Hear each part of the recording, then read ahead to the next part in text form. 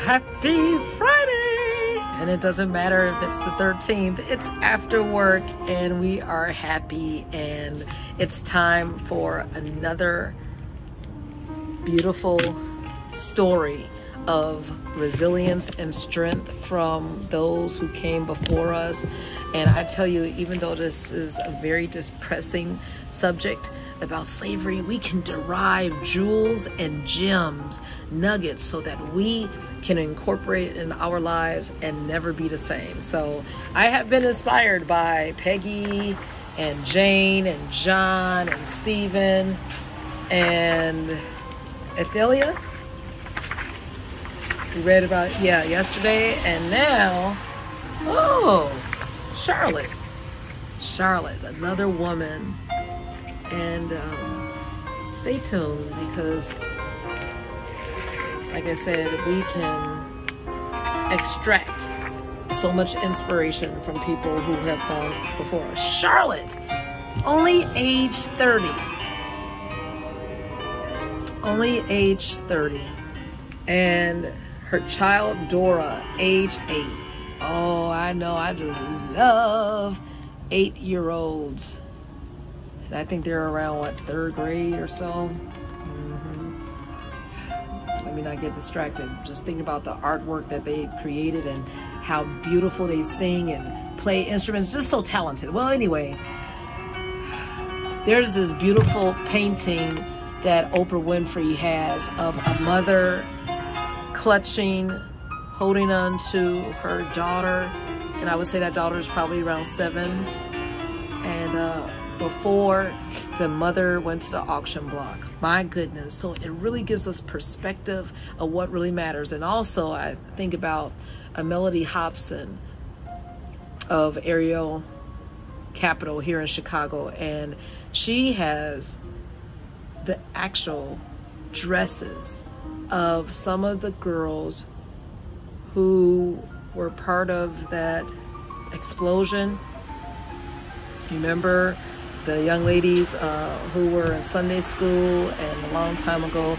Yeah, well, she has on her wall, she made artwork of the dresses to remind herself of what really matters and what type of service she is to render. Being a millionaire, billionaire, married to the founder of Star Wars, it doesn't matter. She still is grounded and she knows what she is to do, even though she has been given so much. Well,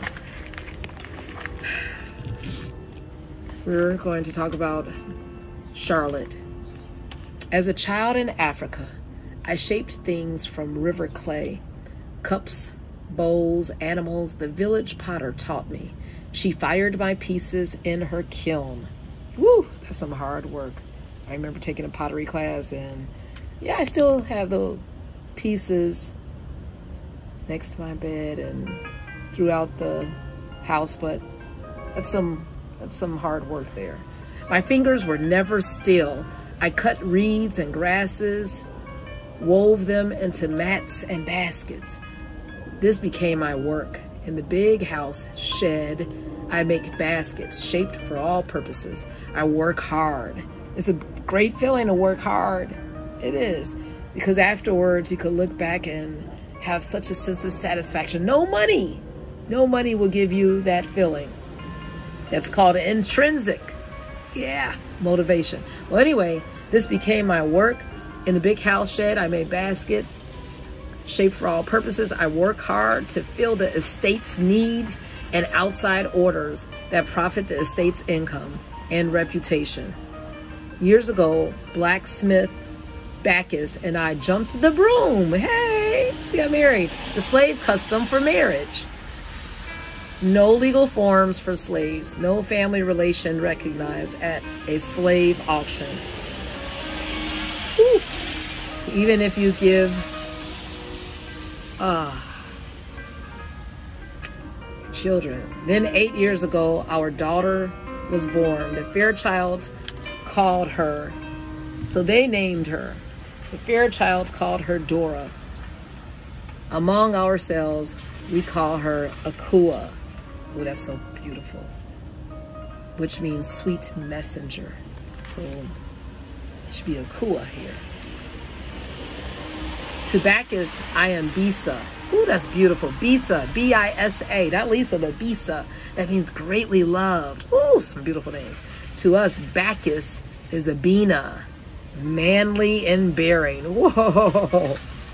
When I had many basket orders to fill, the elder slave, Athelia, often cared for little Dora. And they called Athelia elder at 42. Our slave family comes together. We do all we can to help each other. That's what we're to do. I have taught Dora basket making. Now her baskets sell with mine. Bacchus and I whisper escape plans. We know the earnings from our work would support us in a free land. Isn't this beautiful? Oh my goodness.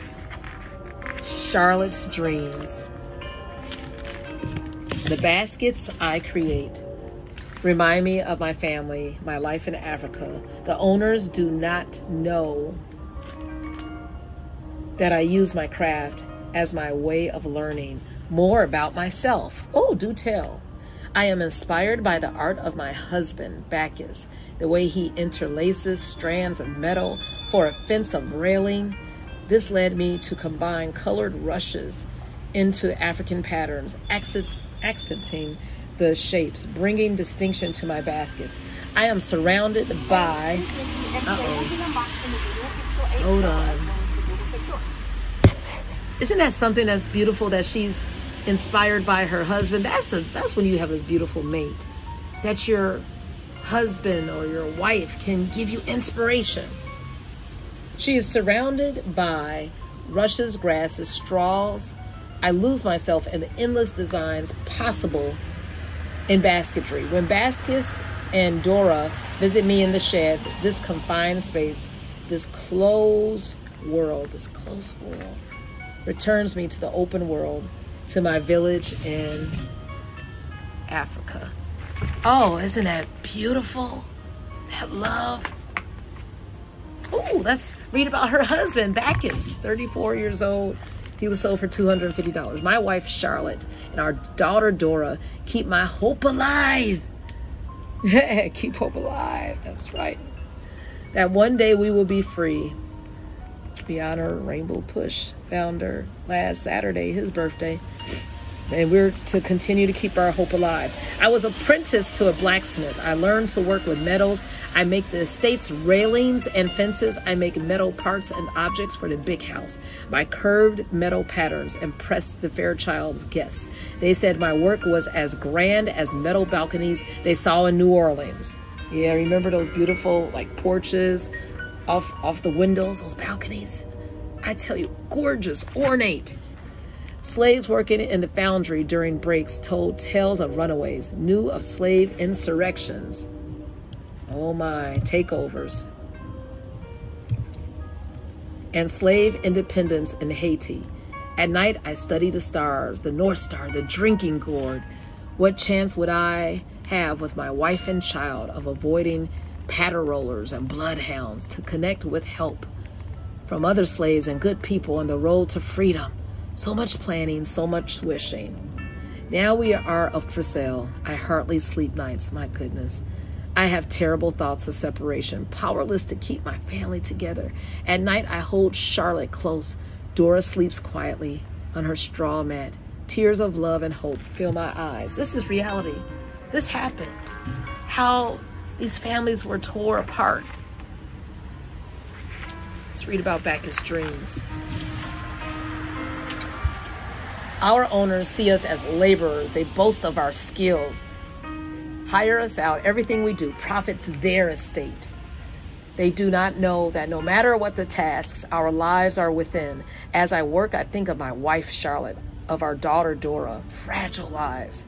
I work with metals, from steel to brass. I master the art of forging with fire, with tongs holding hot metal. Taken from a glowing furnace, I pound with a heavy hammer, an outlet for anger, for rage. Wham, wham.